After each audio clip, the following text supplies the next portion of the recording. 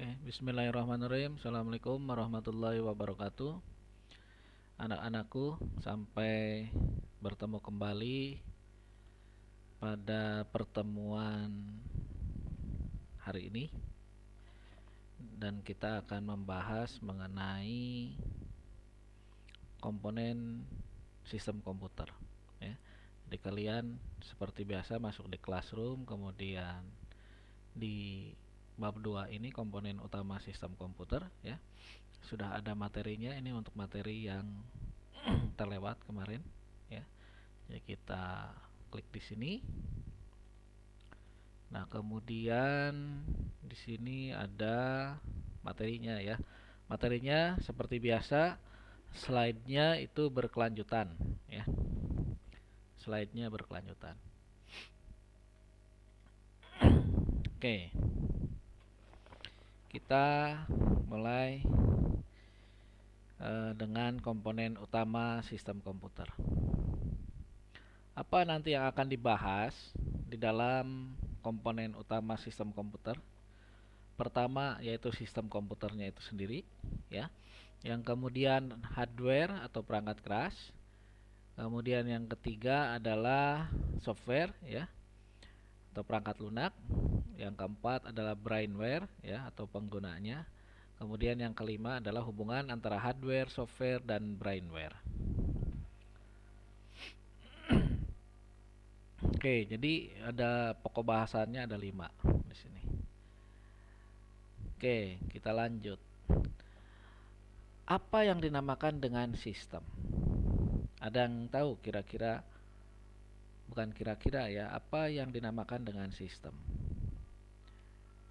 Seperti sering kita dengar di berbagai media cetak, digital, dan sebagainya, kita sering mendengar sistem, ya. Nah, sekarang Bapak bertanya kepada kalian, apa yang dinamakan dengan sistem? Ada yang tahu? Oke, Bapak jelaskan saja langsung, ya. Sistem itu adalah input, proses, dan output. Itu yang dinamakan sistem.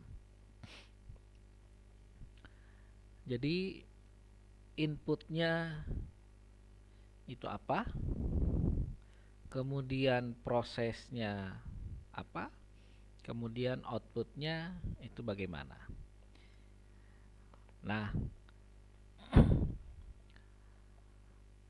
ini adalah sebuah sistem. Jadi di dalam sebuah sistem komputer, ya, apa yang dinamakan dengan input atau masukan? Contohnya misalnya untuk perangkat input, misalnya apa saja? Contohnya keyboard, ya, itu perangkat input, mouse. Nah, diproses. Nah, setelah diproses, kemudian outputnya bisa berupa cetakan, berupa PDF, ya, itu outputnya yang ditampilkan di layar monitor atau dicetak menggunakan sebuah printer.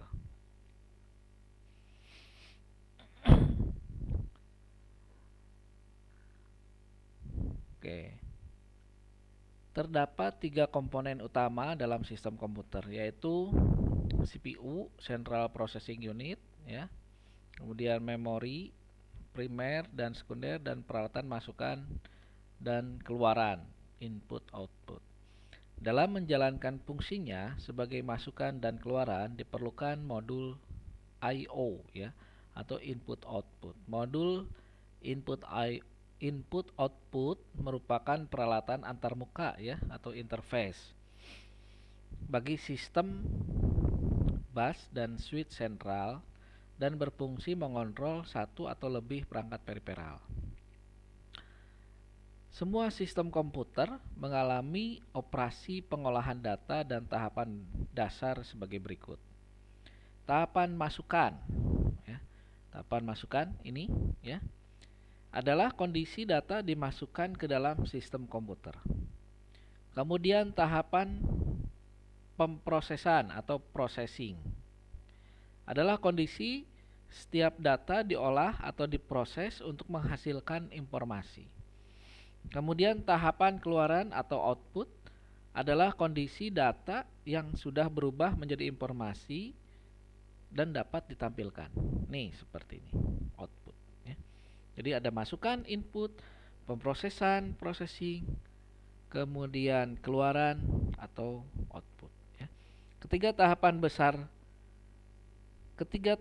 dasar pengolahan data tersebut kemudian dikembangkan lebih lanjut menjadi sebuah siklus pengolahan data atau expanded data processing cycle, ya, yang ditambahkan 3 atau lebih tahapan lagi dalam siklusnya, yaitu organizing, ya, organization, ya, storage, dan distribution.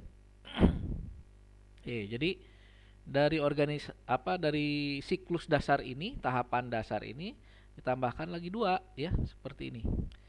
Nah, organization, ya. Kemudian input, processing, distribution, output, kemudian ada storage, ya. Storage itu adalah tempat menyimpan data. Oke. Organization, ya. Tahap yang berhubungan dengan proses pengumpulan data seperti pencatatan atau recording data ke dokumen dasar, ya. Organization, ya. Kemudian input, tahap memasukkan data ke dalam proses komputer melalui alat input atau input device, ya.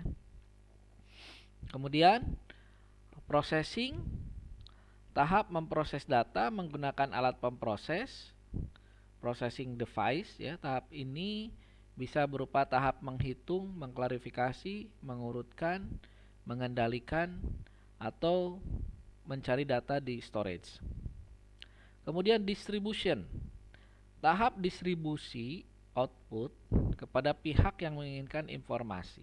Jadi itu adalah distribution.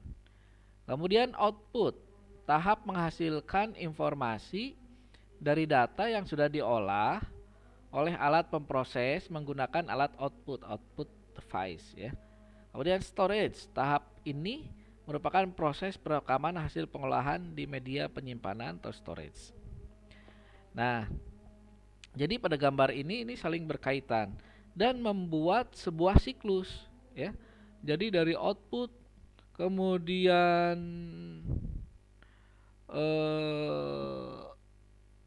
menjadi input lagi, diorganisasi lagi dan sebagainya, ya. Ini adalah sebuah siklus jadinya, ya. Apakah hasil output informasi itu bisa menjadi input lagi? Bisa, ya. Jadi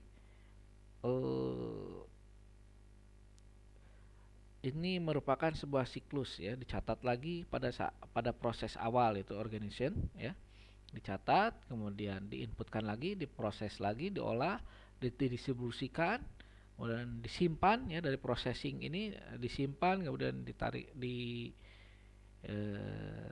setelah disimpan diangkat lagi, kemudian didistribusikan lagi jadi output lagi. Oke. Mungkin ini materi untuk hari ini, ya. Nah, kita cukupkan dulu sekian, sampai bertemu minggu depan. Terima kasih. Wassalamualaikum warahmatullahi wabarakatuh.